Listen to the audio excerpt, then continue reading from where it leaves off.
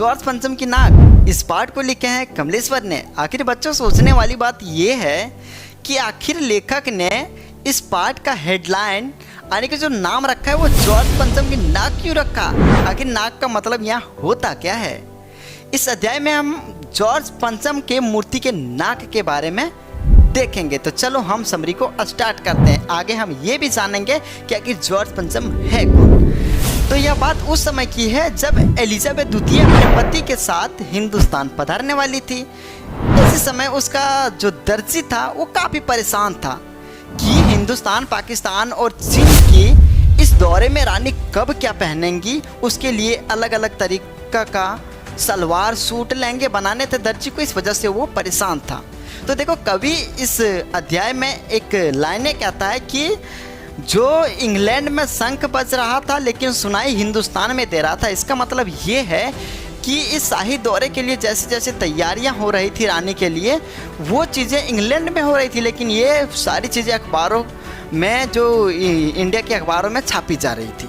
ठीक है, रोज़ पे रोज़ की ऐसे तैयारियां हो रही है। रानी ने हल्के नीले रंग की इंडिया से कपड़े मंगाए हैं सूती के अपने लहंगे के लिए, और वो 400 पाउंड के हैं। तो साथ में वो जो रानी एलिजाबेथ द्वितीय की पति प्रिंस फिलिप की कारनामे भी छापे गए, और रानी की जो नौकरानियां थे, उनके बावर्चियां थे, उनके भी कई चीज़ें अखबारों में छापी गई। साथ में ये ही नहीं बल्कि रानी के जो पालतू कुत्ते थे उनके भी फोटो छापे गए।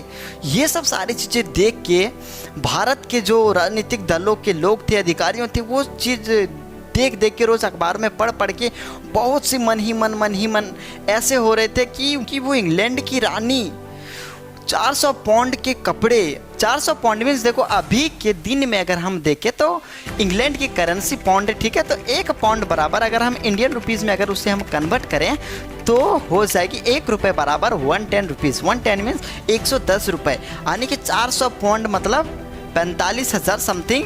ठीक है, तो 45,000 की जो रानी कपड़े पहन के और पालम के हवाई अड्डे पे उतरेगी, उसकी कुछ तो स्वागत होनी चाहिए। पालम की हवाई अड्डे ये दिल्ली में उपस्थित है। ठीक है, तो जब उस पर उतरेंगे तो उसके स्वागत के लिए कुछ तो होनी चाहिए, कुछ नहीं बहुत कुछ होना चाहिए। ये सब चीज़ें सारे लोगों ने सोचने लगा। ठीक है, तो कवि इस पाठ में ये बताते हैं कि बूढ़े सड़कें जवान होने लगे, मतलब कि पुरानी सड़कों को नई करी गई, इमारतों को सजाया गया, बिल्डिंग को सारे को नए कर दी गई रंग के। ठीक है, मतलब कि सारी तैयारियां चल रही थी, दिल्ली में सारे काम हो रहे थे, लेकिन यहाँ पे समस्या थी तो एक चीज़ की, वो थी जॉर्ज पंचम की नाक के बारे में। और यहाँ पे नाक है तो नाक मीन जॉर्ज पंचम की जो मूर्ति की नाक टूटी हुई थी, ये थी समस्या कि रानी, इंग्लैंड की रानी हमारे हिंदुस्तान में आएंगी और जॉर्ज पंचम की नाक की अगर मूर्ति की नाक अगर टूटी देखेंगे तो हमारी नाक नहीं रह जाएगी। क्या सोचेंगे कि ये हिंदुस्तान में कैसे शासन व्यवस्था है। ठीक है, अब हम यहाँ पे ये चीज़ जानते हैं कि जॉर्ज पंचम आखिर था कौन। तो देखो जब हमारा देश आज़ाद नहीं हुआ था उस टाइम का हमारे देश का वो कौन थे, राजा थे। तो वो जब गुजर गए होंगे तो उनकी स्टैचू बनाई गई थी। ठीक है, तो कुछ दिन पहले, जब अभी नहीं, जो रानी एलिजाबेथ आने वाली है हिंदुस्तान, इस दौरे की नहीं, कुछ दिन पहले। ठीक है, ये जॉर्ज पंचम की जो मूर्ति है इसके बारे में कई चर्चा हुई कि जो जॉर्ज पंचम की नाक है वो रहने दी जाए, हटा दी जाए। देखो यहाँ पे जॉर्ज पंचम की नाक रहने दी जाए, हटा दी जाए, इस बारे में मैं थोड़ी सी आपको डिस्कस करता हूँ। जॉर्ज पंचम की नाक, यहाँ पे लेखक ये चीज़ बात कर रहे हैं कि जॉर्ज पंचम की जो मूर्ति है वो रहने दी जाए, हटा दी जाए। भाई अगर हमारे देश आज़ाद हो ही गया तो उसकी मूर्ति क्यों रखें। वो तो हमारे देश में एक शासन चला रहा था, वो राजा बन के, तो हम उसकी क्यों रखें जब हमारा देश उस समय गुलाम था। तो कई लोगों जो थे विपक्ष में थे और कोई थे वो पक्ष में थे, और कोई तो थे सो ना पक्ष में था ना विपक्ष में थे। उन लोगों ने सोचा कि जिधर पाल्ला भारी होगा हम उधर चले जाएंगे हैं। तो उस पर कई सारे बहस हुई, कई लोगों ने स्पीच दिया, कई चीज़ें हुई। ठीक है, तो उस अंतराल में जॉर्ज पंचम की मूर्ति के अगल बगल हथियारबंद पहरेदार तैनात कर दिए गए। ऐसा इसलिए कि जब तक इस मूर्ति के बारे में पूरी तरह से डिस्कस ना हो जाए कि ये मूर्ति रखनी है या हटानी है, तब तक के लिए वहाँ पे हथियारबंद पहरेदार खड़ा कर दिए गए। उसी अंतराल में एक बच्चे ने नाइट के समय में एक पत्थर फेंक के मारा मूर्ति पे, और तो क्या हुई, जॉर्ज पंचम की जो मूर्ति थी और वो मूर्ति लगाई गई गई थी इंडिया गेट के सामने, अभी फिलहाल नहीं है, ठीक है। तो वो जो मूर्ति के ऊपर एक पत्थर फेंक के किसी बच्चे ने, नटखट होगा कुछ होगा, वो उतना हटाओ, तो बच्चे ने फेंक के मारी तो उसकी नाक क्या हुई, जॉर्ज पंचम की मूर्ति की नाक टूट गई। तो बात यही हो रही थी कि जब रानी आने वाली थी जिस दौरान हमारे हिंदुस्तान में, तो उस समय उसकी नाक नहीं थी, उस मूर्ति की नाक टूटी थी, वो भी इंडिया गेट के सामने ही। अब रानी आएंगे तो मूर्ति को देखेंगे, कहेंगे कि ये तो इस देश का राजा रह चुके हैं और अभी अगर इसकी स्टैचू बनाई हुई है, इनके नाक टूटी है, तो रानी क्या सोचेंगे। इससे तो अधिकारियों ने सोचा कि इससे तो हमारी नाक नहीं रह जाएगी। तो इसी वजह से ये मामला जो था उन लोगों ने गंभीरता में ले लिया, और जब गंभीरता में ले लिया तो एक मीटिंग बैठाई गई और एक मूर्तिकार को बुलाया गया। उसी मीटिंग में एक मूर्तिकार को बुलाया गया, मूर्तिकार आया, और मूर्तिकार आया तो ये अधिकारियों की मुंह ऐसे लटका हुआ था। अब ऐसे लटका हुआ था तो मूर्तिकार ये चीज़ देख के उनकी आंखों में आंसू आ गए। तब तक छोटी सी आवाज़ आती है कि मूर्तिकार आपको जॉर्ज पंचम की नाक लगानी। मूर्तिकार कहते हैं कि ठीक है, कोई बात नहीं, हम नाक लगा देंगे, लेकिन नाक लगाने से पहले आप सबों को हमें एक चीज़ बतानी होगी कि ये मूर्ति कब बनी थी और किस पत्थर से बनी थी। तब अधिकारियों ने तुरंत एक कलर के पास कॉल लगाया और उसे कहा कि देखो ये चीज़ मैं आपको सौंपता हूँ कि ये जो जॉर्ज पंचम की जो मूर्ति बनी वो कब बनी थी और किस पत्थर से बनी थी। तो ये चीज़ उसे सौंपा गया, एक कलर को 1-2 दिन का टाइम दिया गया। उसने पूरी छप्पा छान मारा, सारी फाइल देखी, सब लोगों से कहा कि ये कब बनी नहीं बनी, तो कुछ उसे मिला नहीं। तो फिर वो उसी भवन में आता है जहाँ पे कमेटी बैठाई गई थी उन अधिकारियों के पास, और आके वो कहते हैं कि सर मेरी खता माफ़ हो, फाइलों ने सब कुछ हजम कर रखी है। इसका मतलब ये हुआ कि जो आपने मुझे काम दिया था वो चीज़ के लिए मैं आप सबों के सामने सॉरी कहता हूँ, हमें फाइलों में कुछ कोई चीज़ें नहीं मिली, ठीक है। तो फिर अधिकारियों के मुंह लटक जाते हैं कि भाई उसकी नाक तो लगनी ही थी, जब रानी आएंगी तो ऐसी नाक तो देखेंगी नहीं। इन सब का कहना था कि अगर उनकी मूर्ति का नाक नहीं रहेगा मतलब हमारी नाक नहीं रहेगी, ठीक है। तो फिर मूर्तिकार ने कहा अरे कोई बात नहीं, इसमें टेंशन लेने की क्या बात है, अगर नहीं मिली तो हम हिंदुस्तान के सारे पहाड़े पे हम जाएंगे और वहाँ से हम ढूंढ के ऐसी पत्थर लाएंगे और फिर इसकी मूर्ति की जो नाक है उस पर हम फिट करेंगे, ठीक है। तो एक सभापति थे वहीं पे कमेटी में बैठे हुए, वो खड़ा हुए छोटी सी भाषण क्या दी, ये चीज़ को ज़रा आप गौर से सुनना।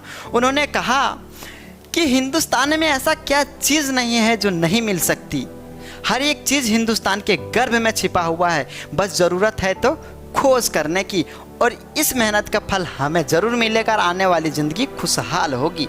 ऐसी छोटी भाषण दी और वहाँ से चले गए। अब जो मूर्तिकार थे वो तो सारी जगह पहाड़ों पे छप्पा छान मारे, हर पहाड़ों पे गए, हर जगह पे गए, लेकिन वैसी पत्थर उसकी नहीं मिली, ठीक है।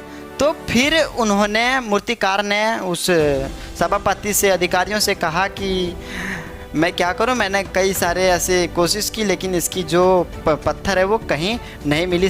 तो फिर अधिकारियों की फिर से मुंह लटक गए। तो थोड़ी देर सोचने के बाद मूर्तिकार ने फिर से ऐसा ये कहा कि एक मेरे पास उपाय है। तो फिर अधिकारियों ने कहा ठीक है कोई बात नहीं, यहाँ पे तुम हाजिर करो। तो उन्होंने कहा कि देखो जब हमारे देश आज़ाद हुए तब स्वतंत्रता सेनानियों जो शहीद हुए थे उनके स्टैचू बनाई गई, हम उनकी नाक कहीं इनके नाक पर फिट कर दें।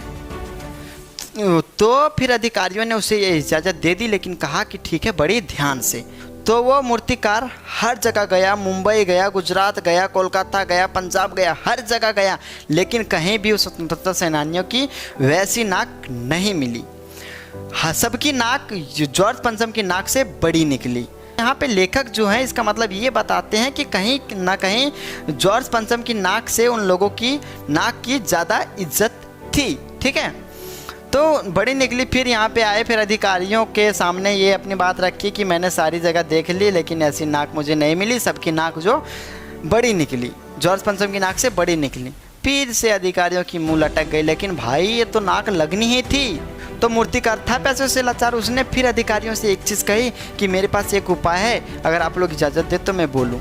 तो फिर उस समिति की जो गेट था वो फिर से बंद हुआ और फिर उसने मूर्तिकार ने कहा कि जो सन 42 में बच्चे जो शहीद हुए थे वो बिहार सेक्रेटेरिएट में उनकी मूर्ति बनी है। हम उस मूर्ति की देखें कि नाक अगर फिट हो जाता है हम इस पे लगाएं।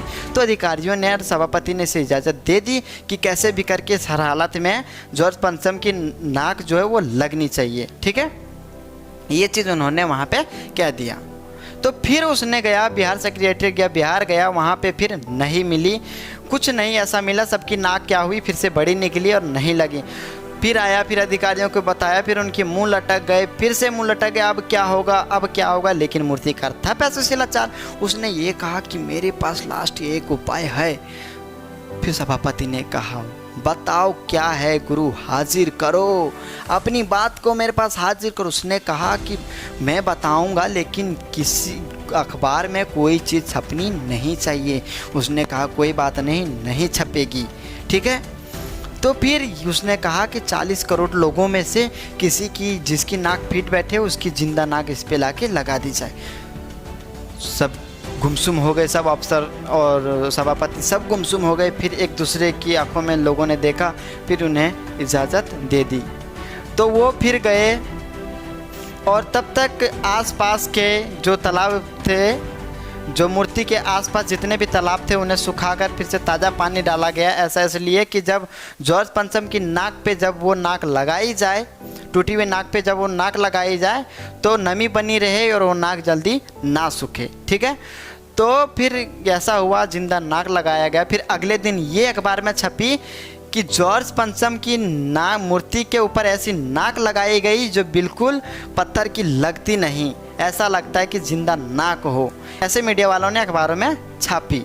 ठीक है, लेकिन सोचने वाली बात ये थी कि उस दिन ना कोई समारोह की अखबारें छपी, ना कोई फीता कटने का उसमें फ़ोटो आया, ना वो हवाई अड्डे की कोई अपडेट आई, ना वहाँ की तस्वीरें आई। सिर्फ और सिर्फ उस दिन आई अखबार में तो ये आई कि वही जिंदा नाक जैसा लगता है और ऐसा लगता है कि पत्थर की है ही नहीं और इसकी नाक की जो सॉल्यूशन थी वो मिल चुकी है। लेकिन सचमुच में भाई उस दिन सोचो कि भारत की नाक क्या रह गई होगी।